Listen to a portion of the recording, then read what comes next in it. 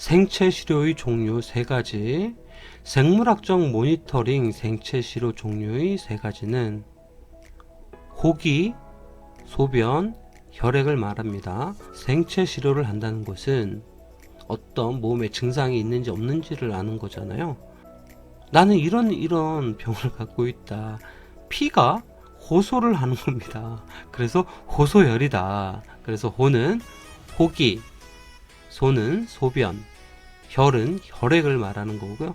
호기는 숨을 내뿜는 거를 우리가 호기라고 하죠.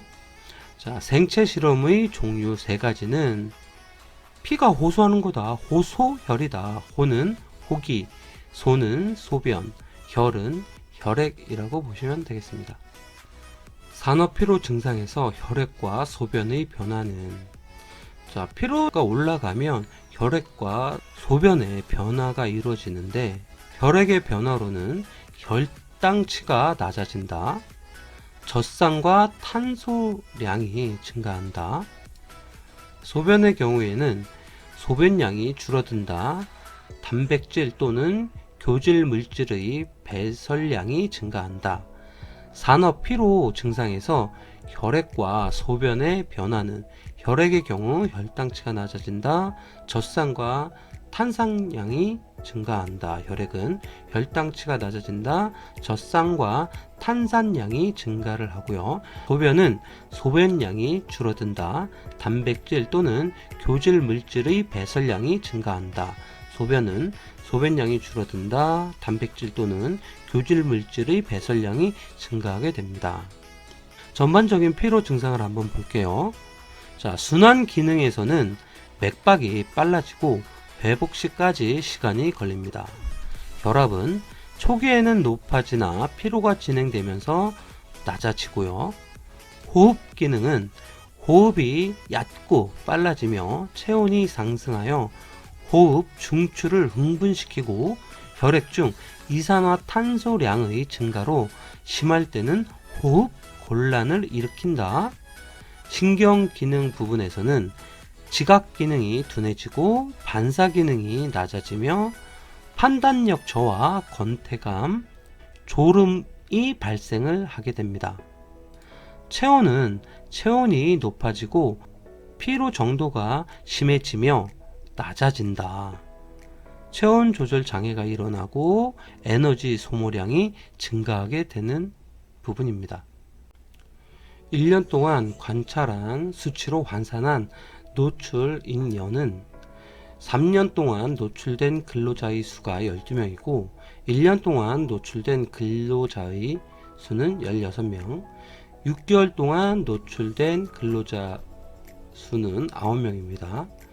노출인연을 구하는 공식은 노출 자수 곱하기 조사 개월 분의 12입니다. 이 12명은 A그룹이라고 얘기를 하고 B그룹으로 가정하고 얘는 C그룹으로 가정을 한다면 노출인연은 모두 다 더해주는 거예요. A 플러스 B 플러스 C를 해주셔야 되는 거고, 각 그룹의 노출인연을 구하는 공식은 노출 자수 곱하기 조사 개월 수를 12로 나눠주게 됩니다. 그래서 A그룹 같은 경우에는 노출자 수가 12이고 조사 개월 수는 3년이기 때문에 36개월 되는 거죠. 12로 나눠주면 되겠죠. 더하기 B그룹 같은 경우에는 1년 동안 16명이었어요. 그러면 노출자 수 16명 곱하기 조사 개월이 12개월이죠. 그리고 12로 나눠주면 되고, 이 값에 또 더해주시면 9명, C그룹이죠. 9명 곱하기 조사 개월 수는 6개월이고, 이 6개월을 12로 나눠줘야 되겠죠. 그래서 계산을 해서 전체적인 값은 56.50이 나오고요. 여기에 인년이라고 붙여주시면 되겠습니다. 다음은 표준 공기 온도에 따른 일몰의 부피를 나타내는 부분을 적는 부분인데, 이 3가지 조건은 안전 관련 자격증에서 어떤 부피나 농도나 뭐 이런 것들을 구할 때 무조건 필수로 외워야 되는 사항인 거죠. 영도는 22.4리터의 부피를 가지고요. 표준 공기 25도씨일 때에는 24.45리터의 부피를 갖고요. 21도씨일 경우에 표준 공기 1몰의 부피는 24.1리터입니다. 그냥 약간의 법칙을 보면, 자, 0도일 때, 자, 20이고요. 2는 4가 나오겠죠. 자, 그 다음에 25도, 즉 20도가 올라갈 경우에는 24가 나옵니다. 24가 나오고, 자, 1도일 경우에는 0.1이 나오면서 24.1이 됐고, 이건 산업, 환경 분야에서 표준 공기로 간주를 하고요. 산업, 위생 분야에서는 25도씨의 공기를 표준으로 하기 때문에 25도는 자, 이거 들어갔으니까 24, 맨 끝에 5도가 5로 와야 되겠죠. 그래서 24.45리터. 그리고 순수 자연 분야에서는 표준 공기를 자, 0도씨를 말하게 되는데, 그 0도씨의 1몰은 22.4리터가 됩니다. 염소 가스나 이산화질소 가스와 같이 흡수제에 쉽게 흡수되지 않는 물질의 시료 채취에 사용하는 것은 1. 시료 채취의 매체는 고체 흡수가 아니고요. 시료 채취 매체를 사용하는 이유는 염소 가스는 극성 흡착제 실리카겔을, 이산화질소 가스는 비극성 흡착제인 활성탄을 사용하여 흡착을 하게 됩니다. 염소 가스나 이산화질소 가스와 같이 흡수제에 쉽게 흡수되지 않는 물질의 시료 채취에 사용되는 것은 고체 흡착관을 사용하고요. 고체 흡착관을 사용하는 이유는 염소 가스는 극성 흡착제 실리카겔을, 이산화질소 가스는 비극성 흡착제인 활성탄을 사용하여 흡착을 합니다.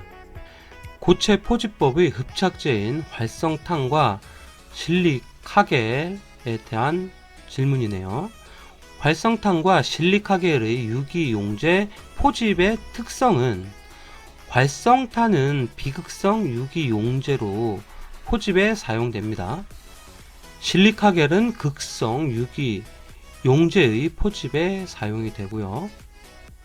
시료 채취 과정에서의 주의사항 두 가지는 파가 되지 않도록 주의해야 하며 온도, 습도에 주의를 한다. 시료 채취 속도, 시료 채취량에 주의를 해야 합니다. 고체 포집법의 흡착제인 활성탄과 실리카겔에 대한 질문이네요.